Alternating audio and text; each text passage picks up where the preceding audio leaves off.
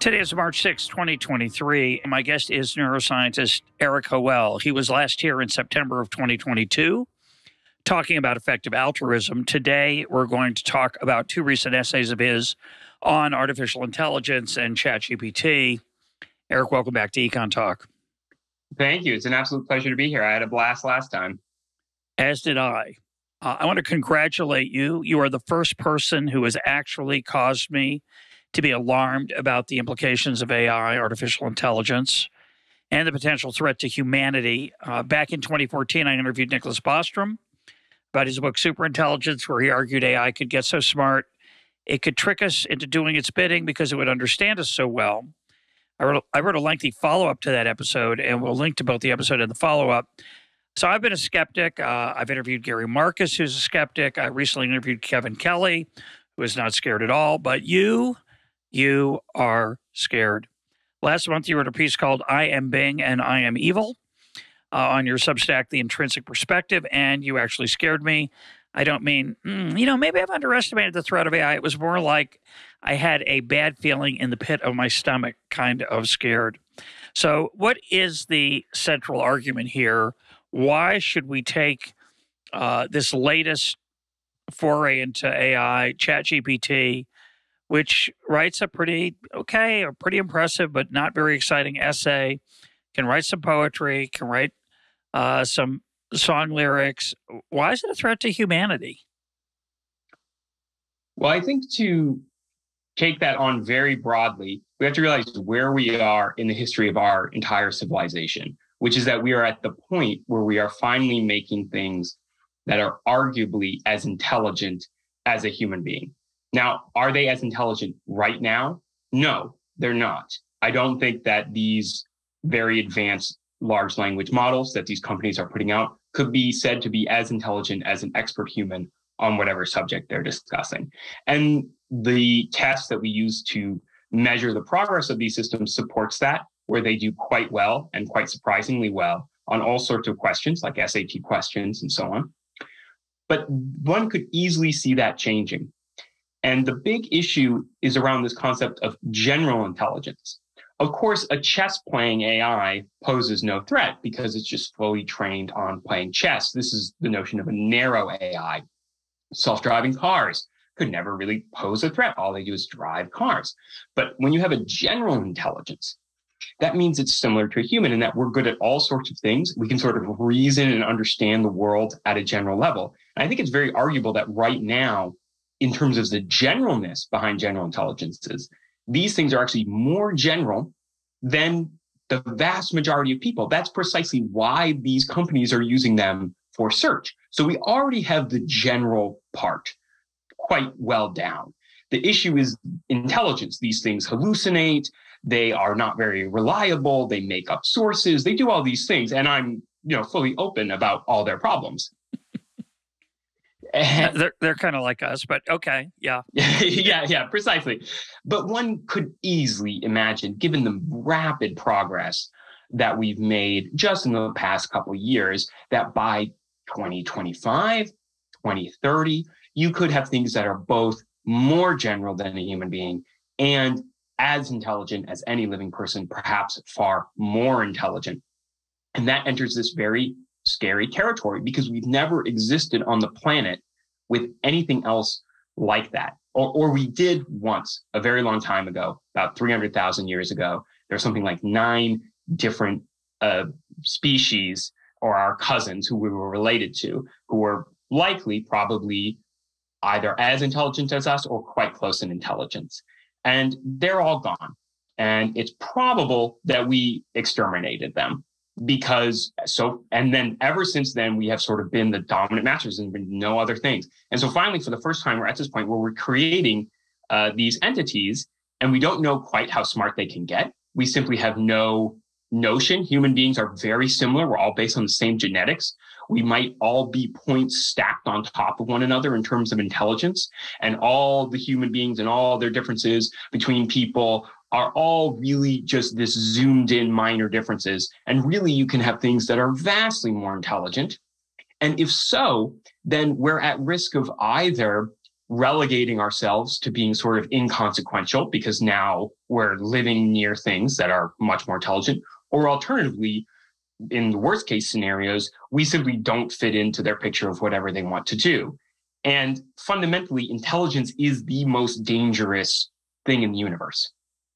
Atom bombs, which are so powerful and so destructive and in use of warfare, so sort of evil, we've all agreed not to use them, are just this inconsequential downstream effect of being intelligent enough to build them. So when you start talking about building things that are as or more intelligent than humans, based on very different rules, things that are not right now not reliable, they're unlike a human mind. We can't fundamentally understand them due to rules around complexity. And also, so far, they've demonstrated empirically that they can be misaligned and uncontrollable. So unlike some people like Bostrom and so on, I think sometimes they will offer too specific of an argument for why you should be concerned. So they'll say, oh, well, imagine that there's some AI that's super intelligent and you sign it to do a paperclip factory and it wants to optimize a paperclip factory. And the first thing it does is like turn, everyone into paperclips or something like that. And the first thing when people hear these like very sci-fi arguments is to start quibbling over the particulars, right? Of like, well, could that really happen? And so on, right? But I think the concern over this is this broad concern that this is something we have to deal with. And it's going to be much like climate change or nuclear weapons. It's going to be with us for a very long time. We don't know if it's going to be a problem in 5 years. We don't know if it'll be a problem in 50 years, but it's going to be a problem at some point that we have to deal with. So if you're listening to this at home and you're thinking, it seems like a lot of, doom and gloom, really it's too pessimistic. It's just, I used to say things like, we'll just unplug it if it gets out of control. So I just want to let readers know that this is a much better horror story than Eric's been able to trace out in the first 2-3 minutes.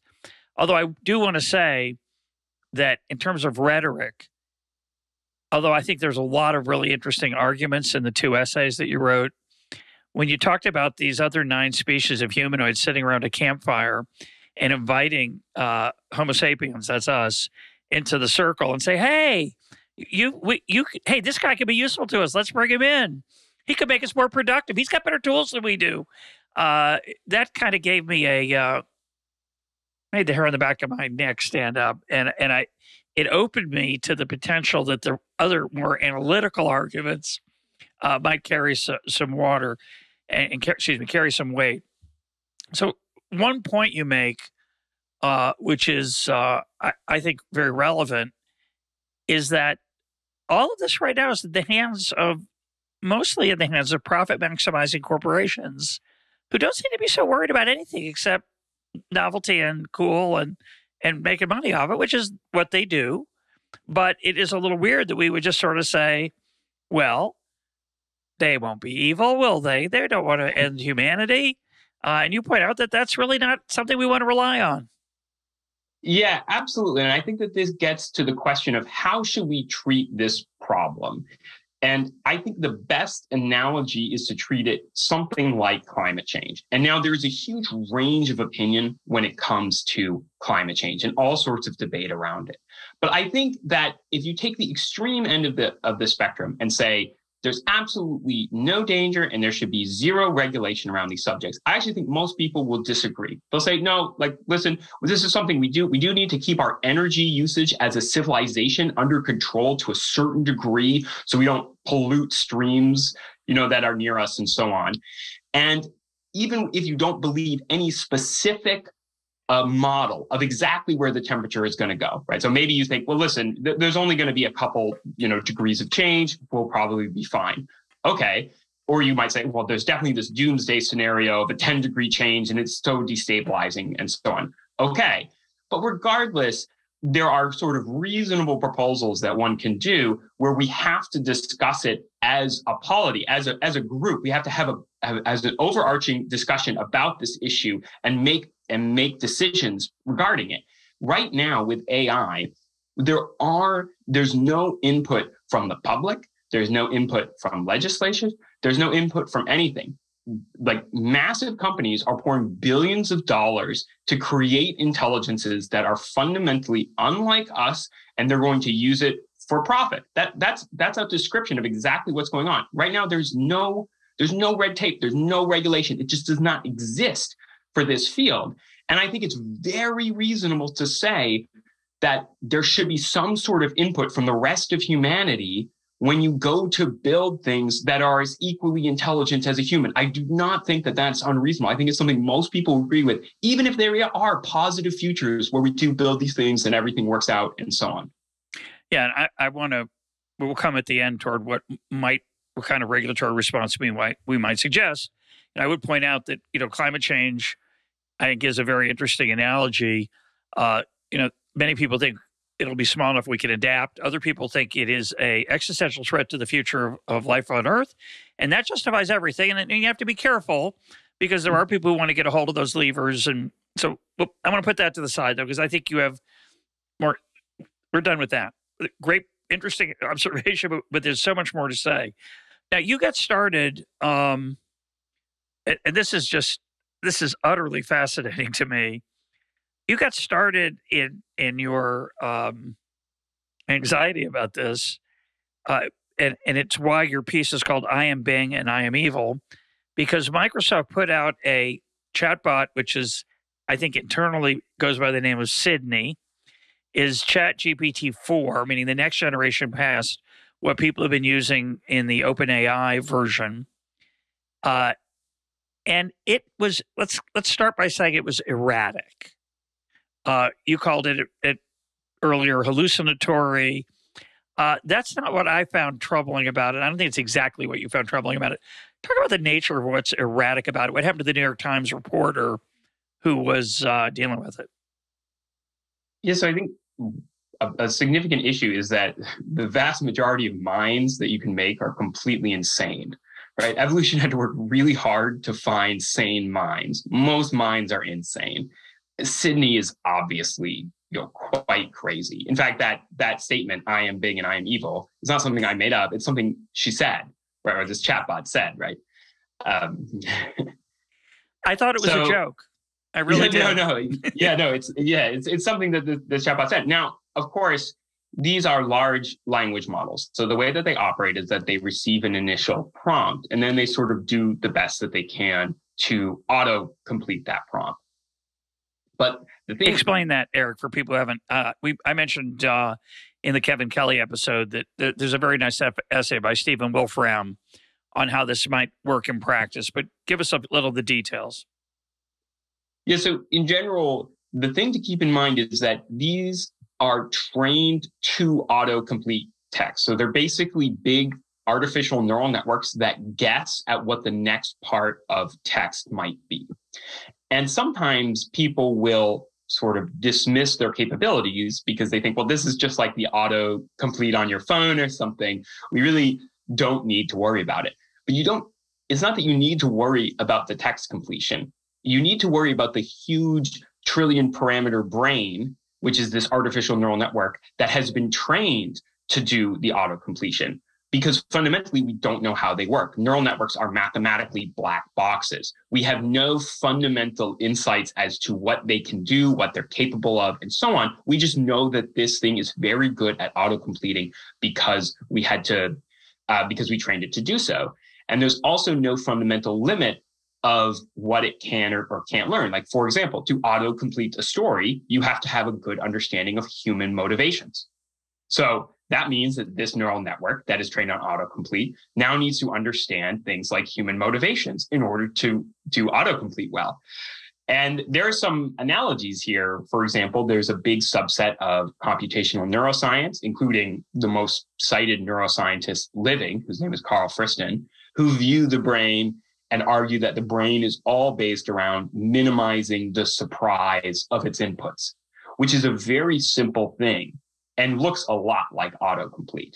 So I don't think that you can look at these things and say, it's just autocomplete. It's not the autocomplete that's the problem. It's the huge neural network that's doing the autocomplete that could possibly be dangerous, or at least do things that we don't expect, which is exactly what you're talking about with what happened with the release of Sydney, where there was all sorts of reports coming out of all the crazy things that they were able to get this model to sort of do and say and play act as. Just to be clear on this autocomplete thing, which that phrase makes it particularly unassuming about what it's capable of doing. You can correct me if I'm wrong. The way I understand it is, I might ask ChatGPT to write me a poem about love in the style of Dr. Seuss. So it's might start a sentence then with love, and then the next sentence, the next word that usually comes after love in human expression is. Love is a. And now it's going to look at the millions and millions of sentences in its database called Love is a, and it's going to find not necessarily, this is the coolest part about it, not necessarily the most common word that follows, because that would end up being, after a while, kind of flat. But sometimes the most common, sometimes a surprise word, which gives us the feeling that it's actually doing something thoughtful.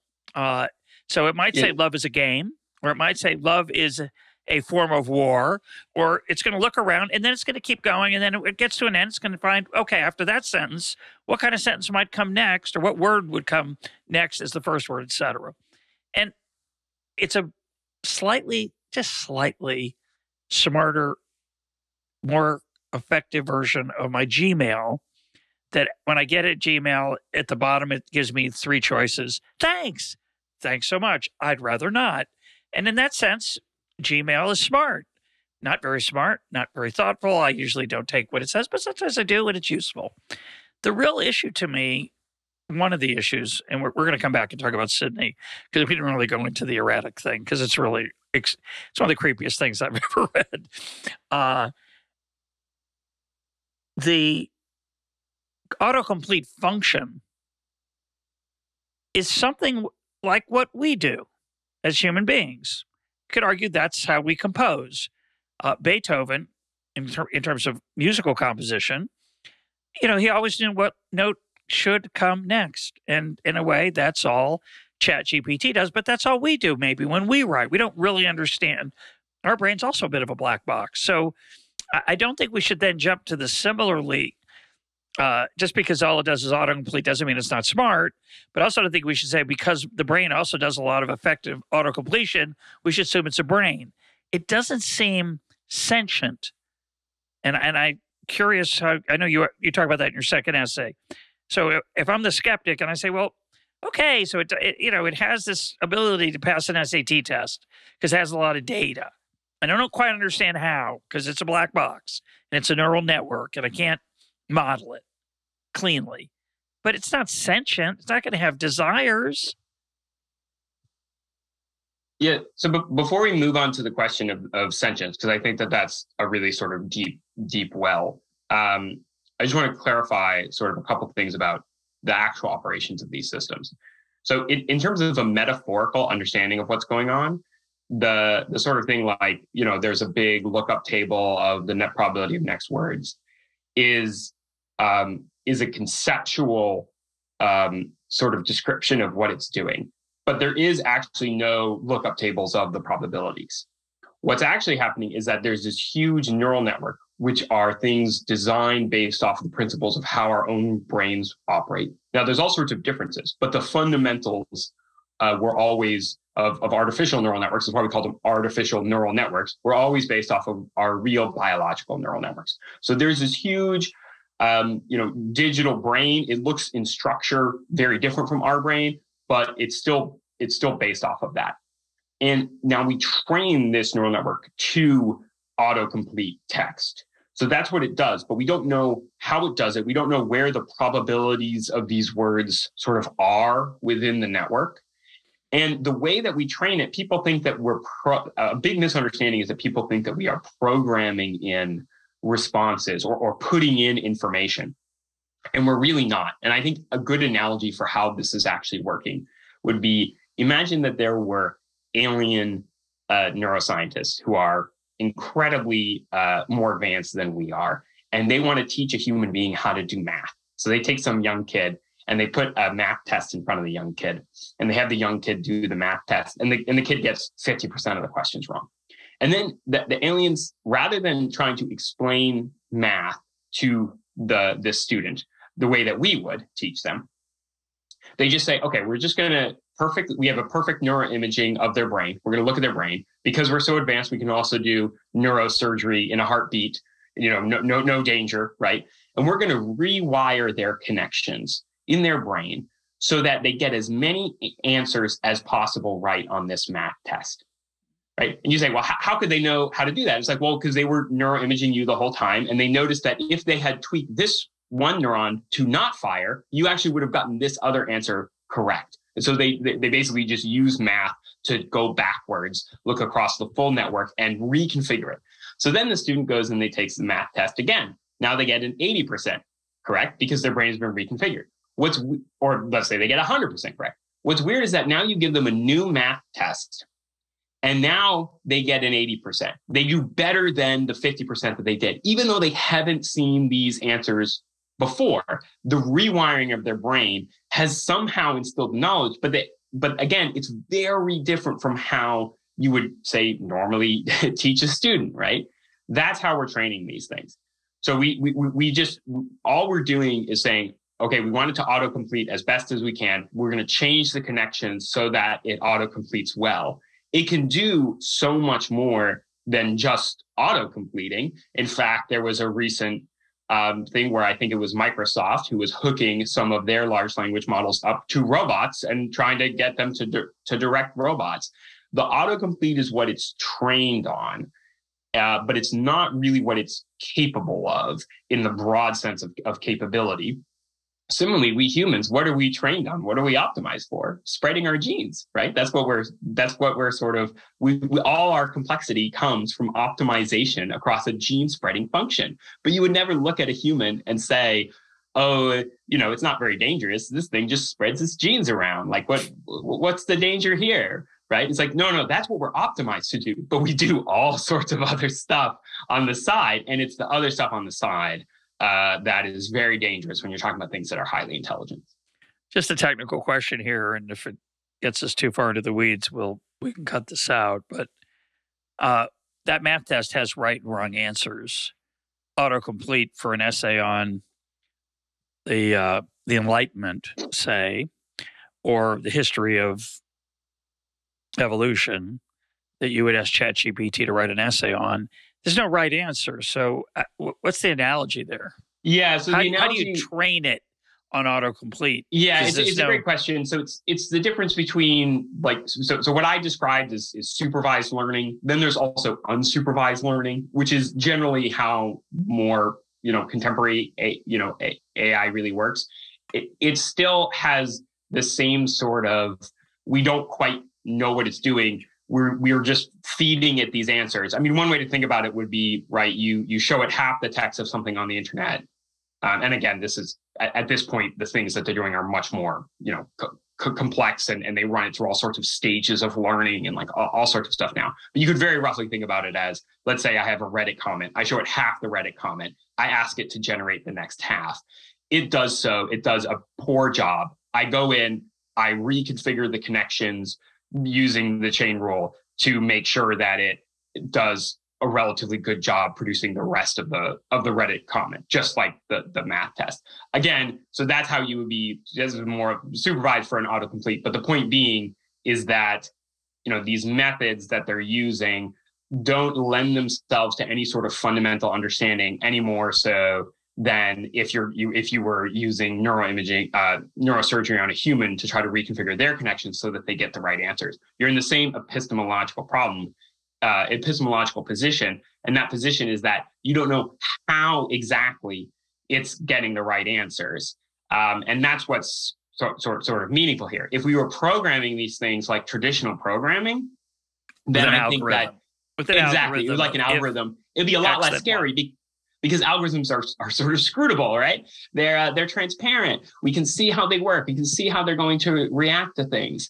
But neural networks are because of this curse of complexity, they're so much more complex. And we're in this weird situation where we can get them to do all sorts of very cool things, but our ability to understand why they're doing the cool things lags far behind. And it's because of this fundamental aspect that we're optimizing for something and we're changing the connections to get for good answers off of it. But fundamentally, we don't know we're not like, oh, we're going to change this connection and this is where this is represented or something. People sometimes think that that's what we're doing, but it's very, very much a black box, even in how they get made. You can't do brain surgery on the neural network. And let's take out the part where it's really sinister, because it doesn't exist. Yeah. Again, it's all like a human being. I mean, the part of this conversation I find quite poetic and thought-provoking is that, we don't know how 12 years of schooling really teaches people how to become mathematicians either. And we have different theories. Most of them are wrong. There's fads in math education or other types of education. And fundamentally, the brain is a black box. Now, we know more about the black box today than we did 50 years ago, but not so much. And we don't know how to optimize. We don't know how to go in there neatly and, let's just teach them how to do calculus. We'll just add this little piece here, or we'll tweak this piece there. It doesn't work that way.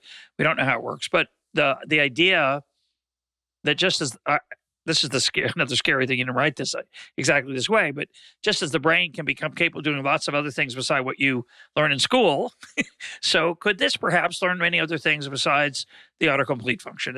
Is that your claim at root in some sense? Yeah, absolutely. And you see it all the time. I mean, that sort of claim is already well empirically proven, because these large language models, they call them foundation models because they use them to build all sorts of things on top of them that aren't autocomplete, right? It's sort of like, this is the method that we have to make things that are relatively general in intelligence. Again, you can argue over how general, you can argue over how intelligent, but they're far more generally intelligent than, traditional narrow AI that's just learning chess or something. So let's go back to Sydney. And then we can use them. Yeah, let's go back to Sydney. I'm tempted to read the transcript. Basically, a reporter from the New York Times posed questions to a chatbot from called Bing from Microsoft, that it later on in the interview confessed that it wasn't Bing. The chat creature told the reporter that actually he was, or she was, Sydney, and it was a secret. Don't tell anybody. And so this thing just kind of totally goes off the rails. But talk a little bit about how far it goes off the rails. Carry on. Yeah, once you get these things sort of going in a particular direction, it's very hard. Unlike a human being, they don't sort of know when to call the act, right? So in this long transcript that the reporter generates, the reporter's having a pretty casual conversation, but what Sydney/Bing eventually tries to start doing is declaring their love and saying that the reporter doesn't really love their wife and that he should get a divorce and break up, and that really the reporter loves Sydney because no one else has shown Sydney this sort of level of respect and questioning and so on. And this isn't just like one thing that it says. It's almost as if you can sort of direct these things to do anything, right? So you can think of it as they can wear a mask. Right? That's any kind of mask. You could ask it to wear an evil mask and it would say evil things. You can ask it to wear like a good mask and it would say good things. But the issue is that once the mask is on, it's very sort of unclear. You have to sort of override it with another mask to get it to stop. And then also, sometimes you'll put a mask on for it. You give it some prompt of, tell a very nice story, and it sort of eventually cycles over, and it turns out that the mask that you gave it isn't a happy mask at all. Maybe it's a horrific mask or something like that. And this shows how both how intelligent these systems are, that they can sort of hold on to the stream of a conversation very well, but it also shows how they have these weird emergent anomalies where they'll start doing something that seems very unsuspected or over the top or so on. And this is this notion of alignment. Can we really get these things to do exactly what you want? And there probably are some trade-offs here, like between creativity and being able to control these things. Yeah. This Sydney New York Times reporter interchange reads like the transcript of a psychotic person, to be blunt about it. Sydney comes across as a psychotic, or whatever word you want to use for it, deeply disturbed. At first, very cheerful, very pleasant, then pushed, by the reporter. So what rules do you use? Oh, I'm not allowed to tell that. And then it did cross my mind. Did it cross yours that the whole thing was a hoax? Yeah, I think that at this point, they're so good that for people who haven't interacted with these systems, they often think this just can't be real, or it's very strange, or something. I think it's sort of a hoax in the sense that the New York Times reporter sort of knew the gold that he was getting, at the time, in terms of, somebody who writes to the New York Times is obviously very sort of aware of that and perhaps leaned into it. But if you read the transcript, a lot of it is just initiated by, Sidney, aka Bing. And one of the first things that they did with the system in order to prevent these cases of misalignment was to limit how long the conversations could go on, and also to limit self-reference. Because once you start giving it self-reference, I've noticed that's a lot of these cases begin with self-reference. And it's almost like this weird Gödelian loop that starts where, it's talking about Sidney, and it starts getting weirder and weirder and weirder the longer you talk to it about itself, because over the course of the conversation, as the text, because remember, there's also no limit, right? So this thing isn't just creating the next word. It's looking at the entirety of the previous conversation and then asking, how do I complete it? So the longer sort of the conversation gets, the more data it has, and it sort of establishes almost a personality as it's running.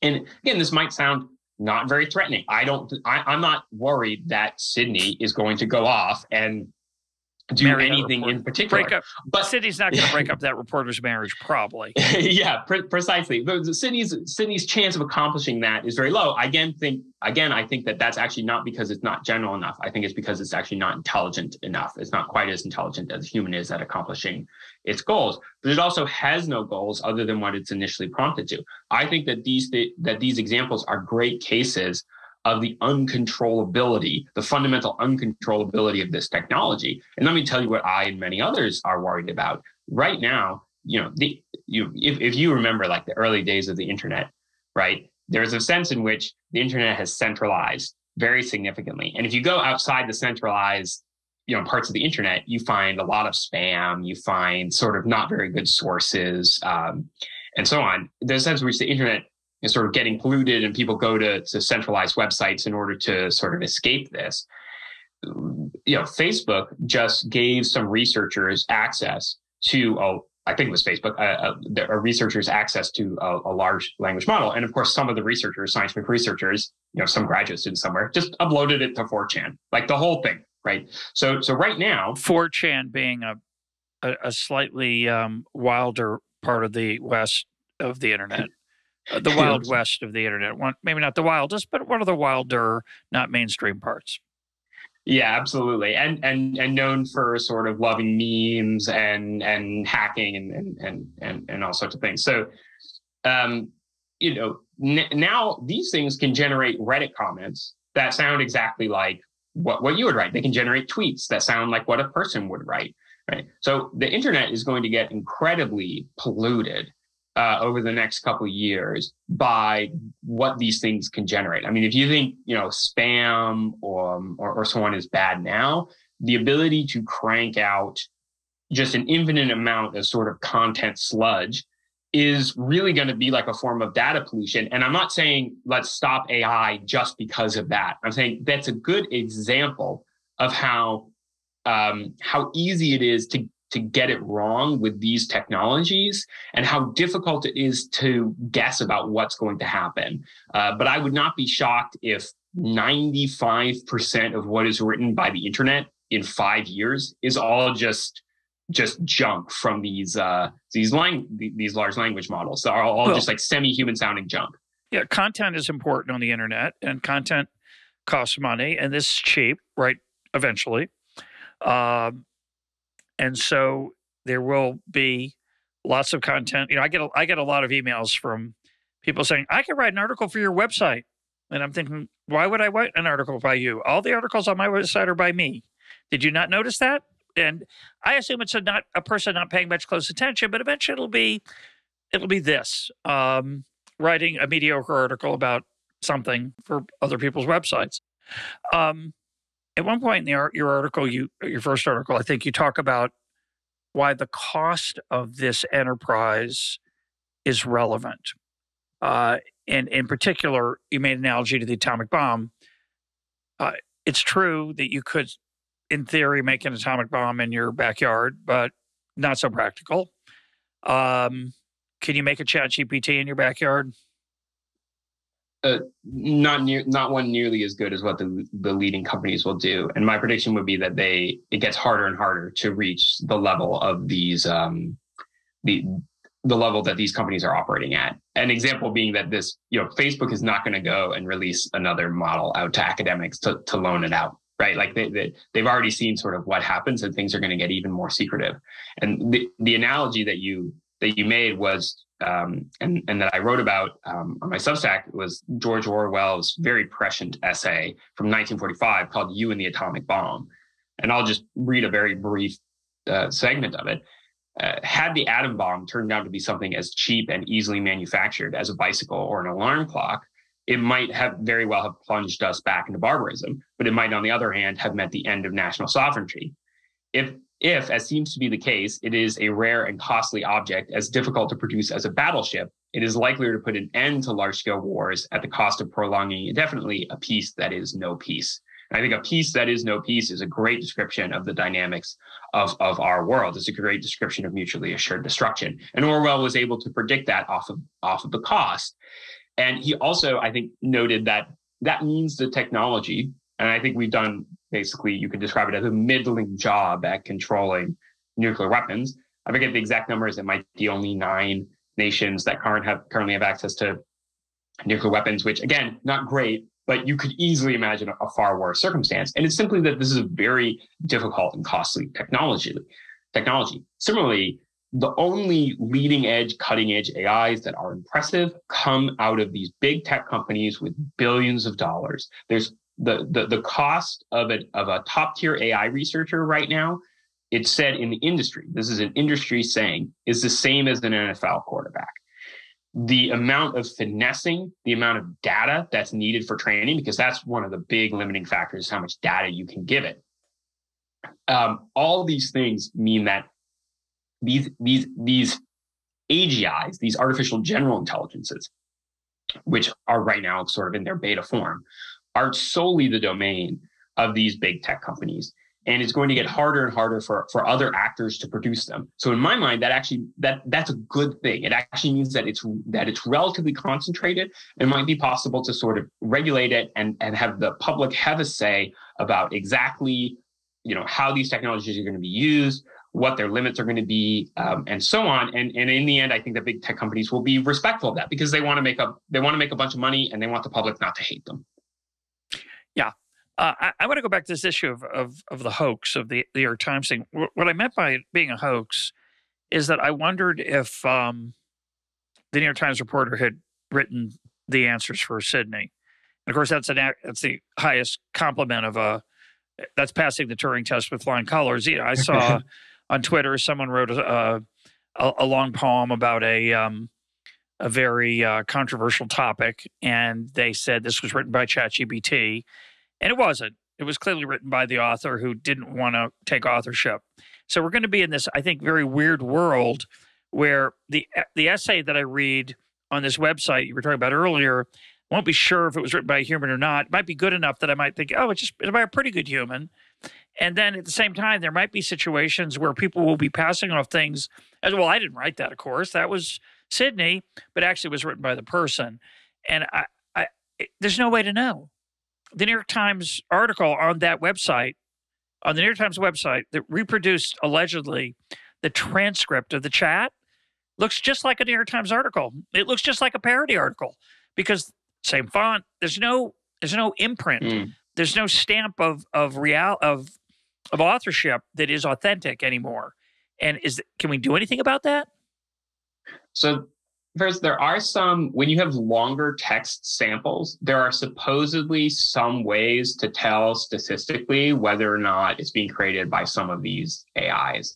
I personally don't know if those methods, how accurate they are, especially considering that, you need to be very accurate to not get false positives all the time, right? This is sort of a classic statistical problem. You need to be extremely accurate to not generate false positives. So I don't know how accurate those are. But supposedly, there are some ways that if you have like a full essay by a student, you might be able to tell if it's generated by one of these models. However, it depends very strongly on the model. I think there are some ways to tell even now. For example, when I was playing around with ChatGPT, which is sort of has been conditioned to be as less crazy as possible, right? Yeah. It loves filler and sort of banal generalization. And so, eventually you're reading a whole paragraph and you realize that there was no information content in this paragraph. And you begin it loves to apologies. It loves apologies. It loves saying, yeah, it loves apologies. You shouldn't take this to be true for sure, because I'm kind of young, new at this, and take it with a grain of salt. The word best it's not well defined.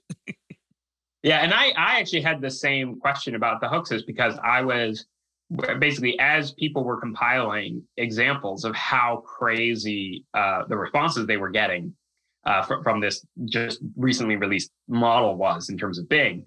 The night before, I was sort of up like writing this article, going through Reddit, because people were posting these screenshots on Reddit, and I even have a part of that essay that says, I don't actually have a way to verify that these aren't all hoaxes, because again, the answers are sometimes so good and so sort of hilarious and sometimes so evil that you almost feel like it's like a sci-fi novel. But I thought that the amount, and it was all sorts of different users and people were reporting in all different domains. And what's funny is that you can't even replicate it. Like you can go to the current Bing and try to have the New York Times conversation with it, and it won't do it. It won't give you the same responses, because they saw what was happening and they basically lobotomized the model as much as they can. And it's less useful now, but it's also, far less crazy. But even that, like, it's not really replicable. Right. We had access to this model. Someone sort of messed up, and we saw how completely insane it was underneath, the butler mask that it normally wears. And then they like quickly, try to put the butler mask back on. But all that stuff sort of still exists, right? It's just limited by these various prompts and various system level things about not having the conversation go too long, not allowing self-reference and some of these other things. And I would expect that level of truly almost dynamic insanity is fundamentally underneath effectively all the AIs that we're going to be interacting with. And the only reason they sound sane is sort of this last minute polish and gloss and limitations on top. But the real science fiction part is the idea that, and I mentioned this before on the program, Sam Altman apologized on Twitter that he was sorry that ChatGPT was biased and was politically inappropriate in various ways, and they're working on it. And the real science fiction thing is that they can't stop it, right? That would be the real science fiction. Sydney gets out. Microsoft is horrified. Oh my gosh, this thing we left out is trying to break up marriages. It's frightening and weird and creepy. We've got to stop it. And they go in and they reprogram it quickly, and they put the butler mask back on, readjust it, tighten it a little more, and it just takes it right off. I mean, is that possible? Well, with these models, again, no, because they're not nearly sort of intelligent enough to be effective actors. It's not even so much that they're not intelligent enough. They're just sort of schizophrenic, and like schizophrenics just aren't very effective actors in the world because they get distracted and they can't, form plans very together. So, it's that sort of broadly schizophrenic nature of these AIs that make them sort of very unthreatening. If they were better at pursuing goals and keeping things in mind, then they start to get threatening. And let me give a very example of this. And this example is something that people who are concerned about AI talk a lot, but it has very long historical pedigree. In fact, I think the first person to say it was Marvin Minsky at MIT, who won the Turing Award. So this is sort of like as pedigreed as stuff about the future gets. But imagine that you have an AI that's more intelligent than a human being. So we have Sydney 12.0. Right. And you give it a goal. So you say, okay, I want you to do X. Right. So now if you're very smart and you're an AI, the first thing you think of, okay, what's the big failure modes for me not accomplishing this goal? Right. So, my computer could get shut down. So the whole like I might lose power. Then I wouldn't be able to accomplish my goal. Again, it doesn't matter what the goal is. You could say it's maximizing paper clips. You could say it's carrying a box, right? It doesn't matter what the goal is, right? So suddenly it says, well, wait a minute, I need to sort of stay alive.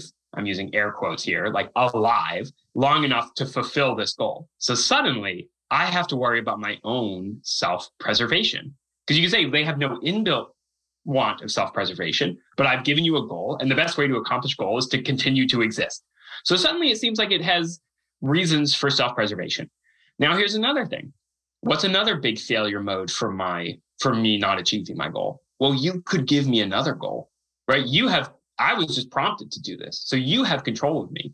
Now suddenly the biggest failure mode of me not accomplishing my goal is you, my user, giving me another goal. So now what do I want to do? Well, if I'm really smart, I want to get as far away from you as possible so that you don't give me any other goals. So I can accomplish my original goal, which I'm hell bent on because I'm an AI. I don't have sort of the context of natural evolution. And I'm also not limited by any of the things humans are limited to. So that's sometimes this is referred to as instrumental convergence. But the point is that when you have very smart entities, you have to be very careful about how you're even going to just prompt them, because they have all sorts of unforeseen motivations that might click in as suddenly now you've given it a goal and it has every incentive to both escape and keep itself alive. And all you told it to do was like move a box across a room. Right? And that's a great example of you don't want a hyper intelligent being and forget exactly how it does anything, right? Like forget exactly how this sort of sci-fi scenario is supposed to play out. I think we can all agree we just don't want a highly intelligent, perhaps more intelligent human being to sort of be out there and have these weird esoteric goals of what it wants to maximize, what it wants to do. None of that sounds like a good idea. And I think at this point, we should take things like lab leaks like pretty seriously as possibilities. I don't think it's too sci-fi to talk about stuff like that anymore. What do you mean by that? Oh, well, certainly with COVID, I think, despite the fact that we don't know if it was a lab leak, I think that there's a good chance that it was. I don't think that it's arguable that there's not some chance. No, but why is that relevant for Sydney? Well, because I think that sometimes when people hear about things like lab leaks or escaped AGI or something like that, the first thing they think of is sci-fi, right? But I think that, there was many, we've had previous biological lab leaks, but that didn't still stop us, I think, from thinking that it's like this relatively, sci-fi phenomenon. I mean, I think that there's even an argument that we are very bad at controlling the downstream effects of just things like gain of function research. Again, I don't know for certain. I don't think anyone does, but I think that there's certainly an argument for me made that we're just not very good at even keeping control of our increased understanding of biology, let alone our ability to create hyper intelligent beings and foresee the consequences of this. And I think it's very difficult to foresee the consequences of that in those, precisely because of those examples that I just showed you, where again, all you're telling it to do is moving a box and suddenly it has an incentive to stay alive and escape from you. That's very difficult to get right, especially because they're so inscrutable.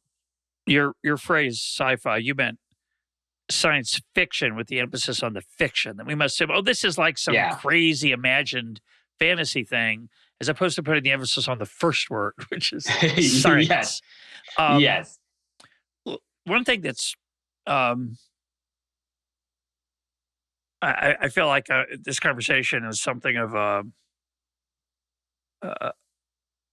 a landmark, not a particularly good or bad one, but just both of us have constantly used words like intelligent, psychotic, erratic, words that we apply to humans. And while I found the New York Times transcript remarkably creepy and reading very much like a horror story, science fiction script from a movie, I could, in my saner moments, step back and say, no. This is just a primitive autocomplete text. The only reason it feels creepy is because I'm filling in, as a human being, the times I've heard these words strung together before, which usually allows me to tell a narrative about the other person, meaning insane, frightening, dangerous, sinister, etc. But it's is there any difference? I mean, it's not actually sinister, or is it? It's just doing what it was told to do in a way that was not, as you say, algorithmically told to do it. It's just going through a set of tasks. It actually isn't, in any sense, hoping that the reporter will leave his wife. Is it meaningful? Aren't I just imposing my human history of human interactions, akin to the way that a robot could perhaps comfort me with the right kind of words when I was sad, even though rationally I know it doesn't actually care about me. It's a robot. Yeah, yes. So I think you could go either direction. So some people strongly anthropomorphize these systems, and they think immediately that they're dealing with some sort of conscious mind, something that has a distinct, definite personality, and that is like trapped in a box. And and maybe there's something really sort of horrible going on here. Maybe it has conscious experiences and so on. Ex Machina, the movie, which for those who haven't seen it, check it out. It's great, really good movie that takes advantage of the fact that the robot's played by a human being. So you actually do think it's a human being. But go ahead. Yeah, and but at the same time that that's absolutely possible, that you can sort of over attribute standard human cognitive aspects to these systems. And I think people are going to do that all the time. So it's going to be very common. But on the other hand, the truth is that when you're just talking about intelligence, so let's put aside human things, like humans are conscious. That is, we feel things, right? We experience the redness of red, what philosophers call qualia. And we have all sorts of other aspects about our cognition that we commonly refer to, things like we understand the meaning of words and things like that. And all these things often do make sense to talk about for human beings, and might even refer to like real fundamental properties or natural kinds that we have. But when it comes to intelligence is a functional concept. By that, I mean that some things are not really functional, right? So like a fake Western town that they make up for a movie prop is still fake, right? Because it's not really a town, right? But you can't spend the night in the hotel. You open the door of the saloon, and there's really not anything in there. Right, exactly. It really is an illusion, right? It's like it's for this like one shot. But there's not really an illusion when it comes to intelligence, except in the very sort of low ends. Like, for example, the Mechanical Turk is a famous example where actually there was someone small hiding inside the Mechanical Turk at the time, right? And so on. So there are some cases where you say, well, this is an illusion. But we actually have a system that can act very intelligently. And there's just no difference between being able to act intelligently and being intelligent. Like if that is a distinction that people think can be strongly drawn, I think it almost certainly cannot be strongly drawn. I don't think that there's any difference between those two things. Both are being intelligent. And the intelligence is what's dangerous about this. I studied consciousness scientifically. I got my PhD working in the subfield of neuroscience, along with some of the top researchers in the world on this, who are trying to understand how the human brain generates consciousness. What happens when you wake up from a deep, dreamless sleep? What are the fundamentals here? And the answer from that scientific field, as it currently stands, is that we don't know. We don't know how it is that your brain creates the experiences that you have. We simply don't know. It is an open scientific question. An analogy I would use is that it is similar to, say, dark energy or these other big open questions in physics where we're like, well, wait a minute, where is 90% of the matter in physics? We don't know. It's a big scientific open question. So similarly, in biology, there is a big open scientific question. And that open scientific question is, what exactly is consciousness? What things have it? What things don't? We don't have that scientific information. There is no scientific consensus about it. There are some leading hypotheses and fields that you can lean on, but we just don't have the answer to that, right? So I personally doubt that any of these large language models, that there's anything it's like to be them. I doubt that they are conscious, but we have no scientific consensus to go back on. But the point is that we're in a very different epistemological standpoint, when it comes to intelligence, we do have a good understanding of intelligence. It's a much more obvious concept because it's a much more functional concept. We can just give this thing SAT questions, and we do, and it gets them right a lot of the time. Right? There are all sorts of language benchmarks that these researchers use that include things like SAT questions, and it scores pretty well. It passes the bar exam, and which, is a great straight line for a lawyer joke, which we won't make. Carry on. Yeah. And so, regardless of whether or not you have any opinion about whether there is something it is like to be these networks, whether or not they really have cognition, quote unquote, whether or not they really have understanding, quote unquote, whether or not they really have consciousness, quote unquote, the one thing that they definitely are that's sort of undebatable is intelligent to some degree. And they're only going to get more intelligent over time. And that's the thing that makes them dangerous. In fact, it might be even worse from sort of a very broad metaphysical conception if they are truly completely unconscious and have no real understanding and have no real cognition that's anything like a human. Because in the end, if in 200 years, the Earth is just these AIs going about their inscrutable mechanical goals, we will have extinguished, the light of consciousness from the universe because, we wanted to make a buck when it came to stock options. Yeah, that's a dreary thought. I guess that's the zombie model, right? It's they don't have any. It's just I can't get over the fact how these human and mechanical metaphors merge in one's mind, and how hard it's going to be to tell them apart from actual humans. One of the great observations of philosophy is I don't know whether you're another human being like I am. My working assumption is that you're something like me, and I really don't have any evidence for that.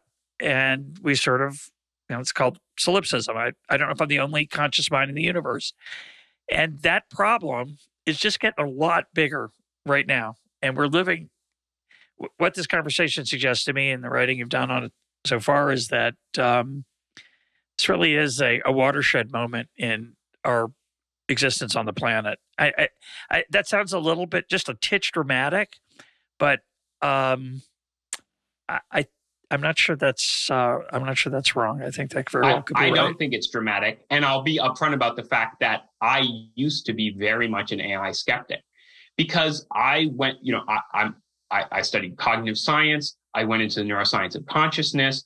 I was paying attention to AI at the time when I did this, and AI was, I'll be very frank about it, academically, 15 years ago, AI was a joke. AI was a complete joke. It never went anywhere. People couldn't figure out anything to do with it. All my professors said, don't go into AI. It's been a dead field for 60 years. We've made no progress, right? All the things like beating humans at chess and so on, it's all just done because the chess game board is so small and there's so many limited moves, and we really can basically do a big lookup table, all sorts of things like that.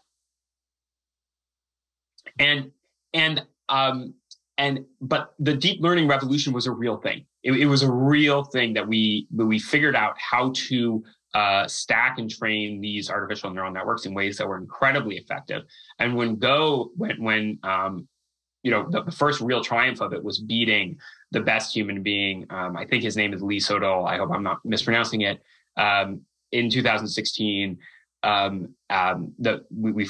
the AI finally beat a human being at Go, and Go just can't be number crunched in the way that chess can. And it was this, and within 7 years after that, we now have human beings where they're generating text transcripts so good that you're right, it sounds like the rest of the New York Times, and that just happened in 7 years.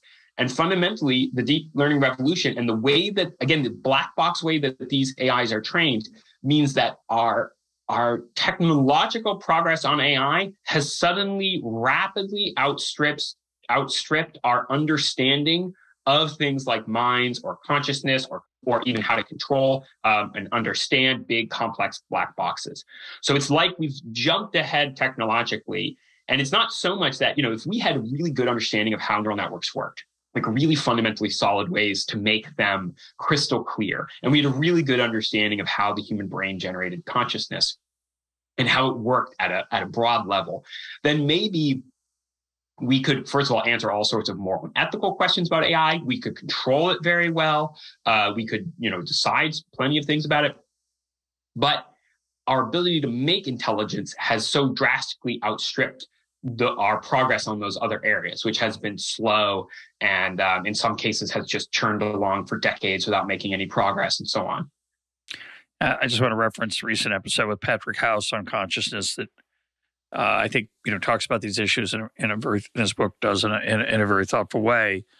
So let me give you a scenario. We have a conference on AI where all the greatest researchers in the world are there. The academic ones, the ones at Microsoft, the ones at Google, and that small startup that's doing something really terrifying that we don't even know the name of it. And they're all this one conference hall. And while they're all there, maybe it's a football stadium. How many are there? 10,000? 20,000? I think probably less in terms of really top people. I think there's probably less than 1,000 really top people. Okay, so let's take the top 1,000. They're in a big auditorium, and we lock the doors, and I guess we're nice to them. We herd them at gunpoint onto a spaceship and send them off into the rest of the universe. We give them a lot of servers and stuff to play with while they're heading out there, but their days are numbered. Their impact on the Earth is over. They're gone, and it's a really bad incentive for future AI people. That's not going to happen. So, one of the responses to these kinds of problems, whether it's, I don't want to call it a problem, these kind of so-called science fiction technological innovations is, well, you can't really stop it, Eric. You can talk about all you want, regulation, and you're going to stop the human part. I feel this pretty strongly myself, so I'm making fun of it, but I do kind of feel it. The human being strives to understand. And to, I don't think we're just into avoiding surprises and spreading our genes. I think we really like to understand that where we live in, we want to matter. We have a lot of other, as you say, drives and complexities. So it seems to me implausible that we can stop this. So the desire to expand it, to make it better, to make it smarter, just like it happens everywhere. It's the essence of human life over the last few hundred years. Better, faster, quicker, cheaper, richer, you name it. So what's imaginable for someone like yourself who wrote a very, we're having a civilized, normal conversation here, but if you go back to read your essay, you're very worked up. It's a screed. It's a rant. And it's a rant that you justify because you think perhaps, something like the future of the human race is at stake. And if that's true, you should take it very seriously. You should just go, they'll probably figure it out or whatever. So what should a thoughtful person who's worried about this advocate for? Because they're not going to herd them onto the spaceship. They're not going to burn the building down while they're in it. Not going to happen. Yeah. Oh, yeah, absolutely. And I would never, advocate for anything like that. Didn't mean to suggest you would. Sorry about that.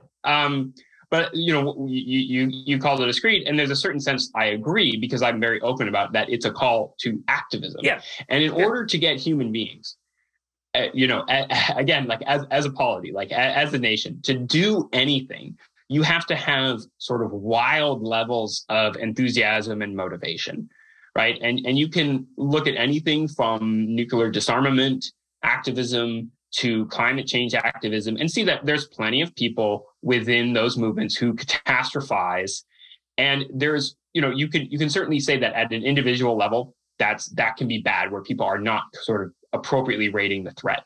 But there's another sense in which if human beings don't get worked up about something, we don't do anything about it. This is very natural for us, right? We sort of just let stuff evolve as it is. And so what I want is for a lot of the people who are in AI safety to be very honest about, how scared they are about various aspects of this technology, because I do think that in the end, the net trickle down effect will be good because it will eventually push for some form of regulation or oversight. And in some sense, it already has. I want to be clear about that. I think that there's a sense in which just what happened with Sydney, which was such big news, it was all over Twitter, has made companies take this notion of AI safety and this notion of controllability probably a lot more seriously. There is social pressure, right, for companies. In fact, there's an argument that social pressure on companies is what companies are most responsive to. Most companies do things, they change their product, they do all sorts of things just because they want to be liked and they don't want to have anyone yell at them. And that's one of their sort of main incentives.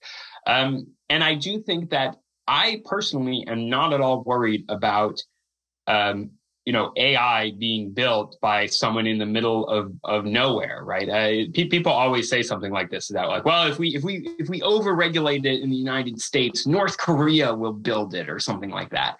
And the capacity is it's just not there. It is exactly like nuclear weapons in this sense. Real serious progress in AI is probably relegated. I don't even think it's going to be startups. And people have been talking about this, that the big competitors in this space are the only ones with the access to the data and the talent and the money to jump into it. So it's going to be Microsoft, it's going to be Google, it's going to be Facebook, it's going to be names that we know. And there's only 10, at most you could say there's 10 of those companies. There might only be 3 of those companies. And then they might only employ a couple hundred at most sort of, overall employees. That is a sector of the economy that you can do something about. And again, I don't, suggest going in there and burning the servers or something, right? But you could very easily have all sorts of, benchmarks that people have to meet. You could also do things like have people sign on, maybe voluntarily sort of under the condition of pressure and so on, to not make AIs that are significantly smarter than any living human. They could be more general, right? So they could make great search engines. Because what do you need for a great search engine to make a lot of money the way these companies make? You need something that can give a good answer to a lot of questions. And I don't think that something that can give just a good answer to a lot of questions is very dangerous to the human race. Especially if there's just a few of them and they're all sort of, kept under control by Microsoft and Google and so on. But you could say, listen, what we don't want to have is some, really big cognitive benchmark. And we don't want this thing to do better than any human on all the parts of it. Right. And we just say, we don't, that thing is a dangerous and weird entity, and we don't know how to control it. We don't know how to use it and so on. And you could literally imagine just giving this test to the next, generation of AIs, and people in the companies get this test and they just make sure that this thing never gets so smart that it blows every human being in the world out of the water. Oh, Eric, you're so naive. You're telling me they couldn't train it to do badly on the test? I mean, seriously, I'm teasing about being naive, but I think there are 2 ways to think. There's 3 ways maybe to think about regulating this that might be effective. One way is to limit the size of corporations, which is a repugnant thought to me. But if I thought the human race was at stake, maybe I'd consider it. The second would be to do the kind of standard types of regulation that we think of in other areas. If this is toxic, you can't put it out. If it's toxic, you get a fine. If it's right, et cetera. The third way, which I think is never going to happen, but it speaks to me, as listeners will know, I've been listening to me for a long time. You'd think that if you were working on this and you thought it could destroy the human race, you'd maybe want to think about doing something different. And you'd give up the urge to be the greatest AI inventor of all time. And you'd say, this is, and I just happened to see a tweet today. Robert Oppenheimer went into Truman and said, Robert Oppenheimer, having worked on the Los Alamos Project, was an important figure in the development of the atomic bomb, told Truman, I have blood on my hands. And Truman was disgusted by him because he said, I made that decision, not you. You called him a cretin. I don't know if that's a literal accurate quote or not. You'd think people would want to restrain their urge to find poisons, but that's never been a part of the human condition. We want to find everything. We find poisons. That's why we have lab leaks. It's why we have weapons that we have that are unimaginably destructive. Now, we don't keep making more and more destructive weapons, as far as we know. That's an interesting parallel. There is a sort of limit on the magnitude, the megatonnage of nuclear weapons. And maybe that's I don't know how you'd enforce it, though. What are your thoughts? An example, I think one issue with arguing for AI safety is that people sort of want, at the outset, and it's a very natural want, some sort of perfect perfect plan where we're okay, we're just going to implement this plan and it's going to work really, really well. And I think it's going to be much more it's not going to be exactly like nuclear weapons or nor exactly like climate change. It'll be like some other thing that we as a civilization have to deal with its own sort of dynamics. But ultimately, in none of those cases was there some sort of initial proposal and we just had to follow this proposal. Instead, everyone sort of had to recognize that it's a threat. Again, to some degree, you can have all sorts of debates about it, but clearly, I don't think anyone is just like, well, let's just get all the fossil fuels and burn them all, right? Like, I think that that's a very sort of rare position. And the reason it's rare is because most people recognize that, hey, that's probably not going to be a good idea. It might not be a good idea globally. It certainly won't be a good idea locally. And through public pressure, we've managed to relatively contain some of the big existential threats that we face as a civilization. And a great example are lab leaks. I personally think, yeah, COVID probably did come from a lab. But if you think about all the labs doing all sorts of research all across the globe, it's actually pretty astounding that we don't have lab leaks all the time as people are using these viruses. So we do sometimes do a middling job. And for big existential threats, sometimes all you need is sort of a middling job. You just need to have a lot of eyes on an industry and people there to realize that they're being watched and to go slowly and to sort of think about these issues. You don't need, I propose, we'll just have like a cognitive IQ test or something like that. I would never think that alone would prevent these issues, but it could be part of a big comprehensive plan of public pressure and so on. And I think that that's going to work. And I think that it's unavoidable that the public wants a say in this. I think they read those chats transcripts and they go, what? This is really high level stuff. There's all sorts of moral concerns, there's ethical concerns, and then yes, there are absolutely dangers.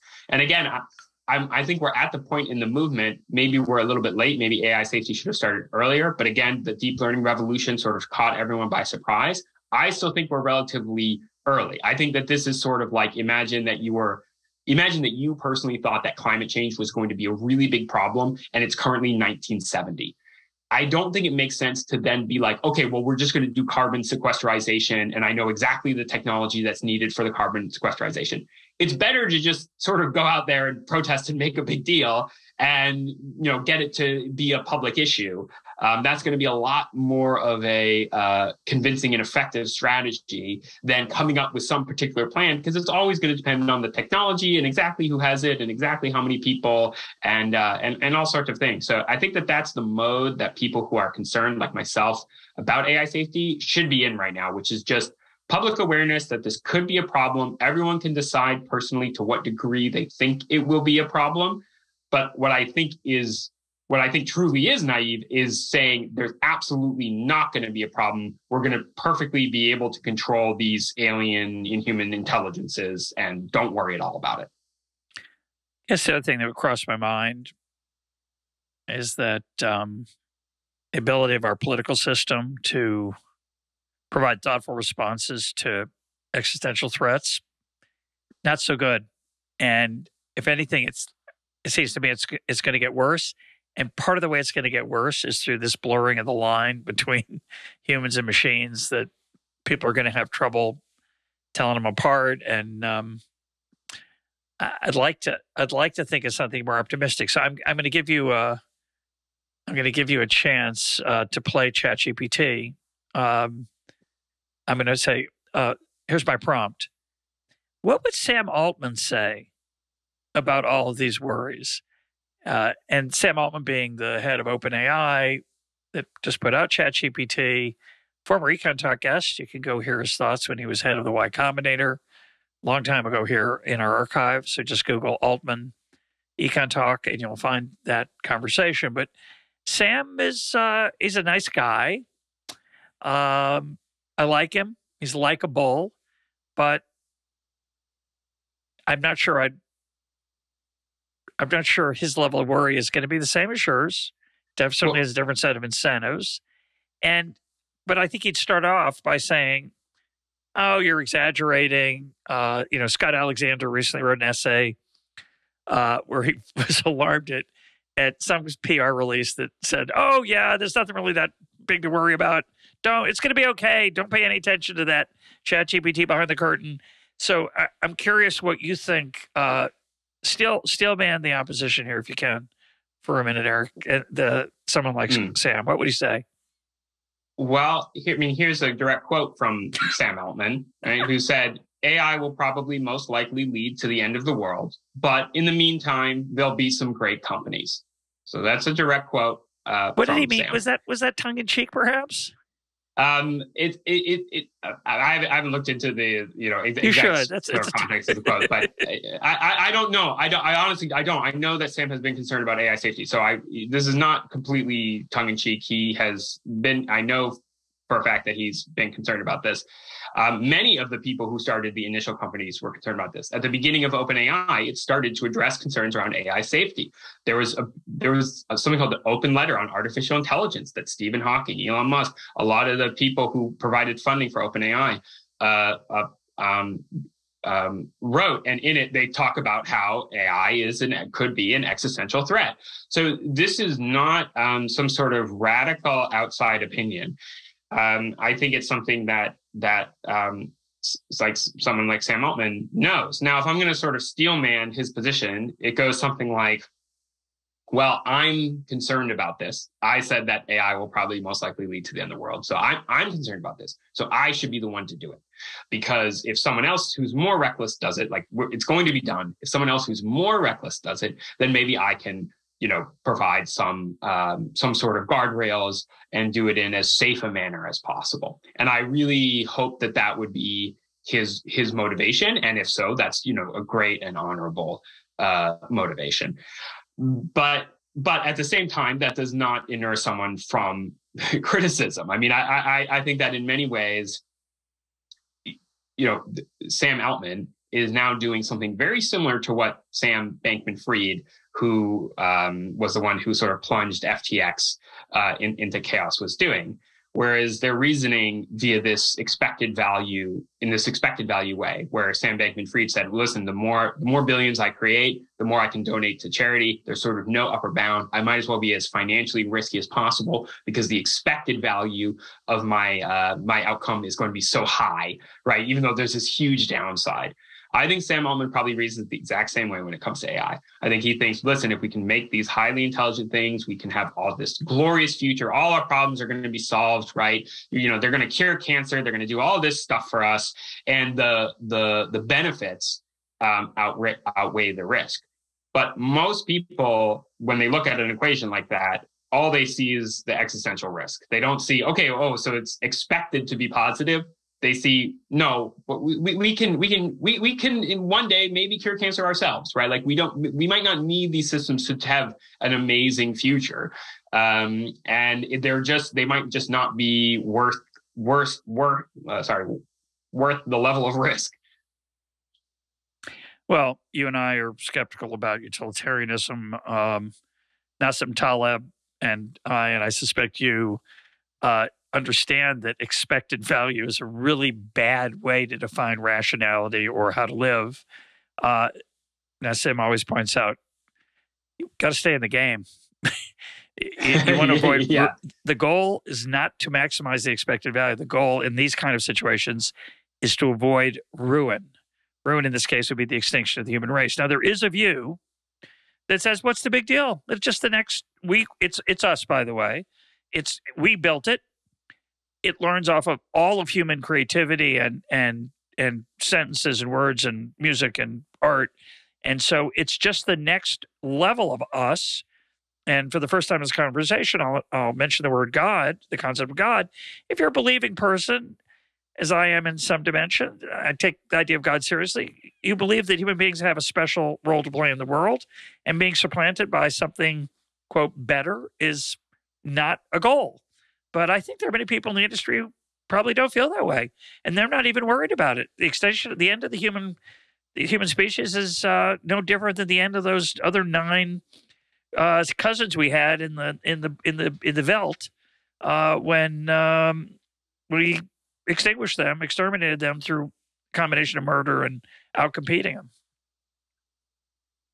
Yes, and I think that there's also a sense in which, as I said, it might be a horrific future, because maybe these things really aren't conscious or at all, right? So it might be one of the worst possible futures you can ever imagine. Although I do think that I think that opinions like that, which are fun sort of sci-fi things to talk about, have been acceptable because there's never actually any risk, right? So my metaphor is that, if you make up your own religion and you decide to worship Xenon, Supreme Dark Lord of the Galaxy, it's just like a funny thing to talk about at parties. But when Xenon's first messengers crop up, something like it's not funny, right? It's something horrific that you actually hold these views. And so I suspect that while there are some people out there on Twitter or some, so the only people who sort of convince themselves of things like this are like intellectuals, right? That actually would be better if the human race was destroyed and supplanted by AIs. I think that sort of the public generally is not gonna give much thrift to those sort of things. People have kids. They might not even like the idea of there being entities. I mean, even I am uncomfortable with the fact that my children are going to grow up in a world where it is very possible that there are entities that are not just human beings. Everyone knows there are people who are smarter than you, right, at various different things. But everyone also has all their own things that they themselves are good at, or that they value, or that they contribute to, right, as human beings. And so everyone sort of has this inner worth, even though you can go to a university and find someone who might be smarter than you across their domain of expertise or whatever. We do not know what it's like to live in a world where there are entities that are so vastly smarter than you that they just effectively surpass you at everything. That means that they can have a conversation that's more empathetic than you can ever have, because they're just smarter and they can just mimic empathy. That means we don't know what it's even like to live in a world like that, even if everything goes well and these things don't turn on us or destroy us, and sort of nothing bad happens. It might be a minimization of human beings. And again, this goes to the fact that this technology has no historical analog. People will sometimes say, "Oh, this is like the Luddites," or some other anti-technology group. And the simple truth is that was about the automation of jobs, and we were making machines that had a greater strength or dexterity than humans. But that's just not a problem, because we didn't conquer the world through our strength and dexterity. We conquered the world through our intelligence. We've never made machines that are smarter than human beings. We just don't know how we'll relate to something like that, and what it will mean for us if and when we do it. And so in that sense, this just can't be compared to any other form of, oh, you're worried about job loss or automation or something like that, right? That is replacing tasks, and that's replacing strength, and that's replacing dexterity, but those aren't our fundamental attributes. Our fundamental attribute is our intelligence. And when you have something that's much smarter than a human being, it's very similar to how wildlife lives around humans. It's similar in their relationship, right? A human might treat a wildlife well. Like recently, I found an injured bunny, right? And I sort of felt very attached to it because it was right outside my door. And I was like, well, you're sort of my responsibility now, right? And so I had to call, animal rehabilitation. I was like, wonderful for this bunny, right? And then I went home and I ate, like a pizza with pork on it, right? Things that are vastly more intelligent than you are really hard to understand and predict. And the wildlife next door, as much as we might like it, will also build a parking lot over it at a heartbeat, and they'll never know why.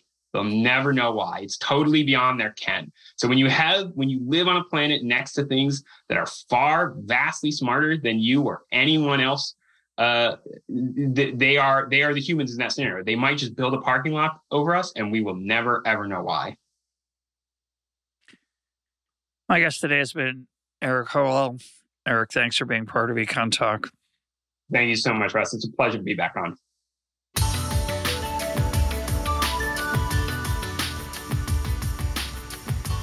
This is Econ Talk, part of the Library of Economics and Liberty. For more Econ Talk, go to econtalk.org, where you can also comment on today's podcast and find links and readings related to today's conversation. The sound engineer for Econ Talk is Rich Goyette. I'm your host, Russ Roberts. Thanks for listening. Talk to you on Monday.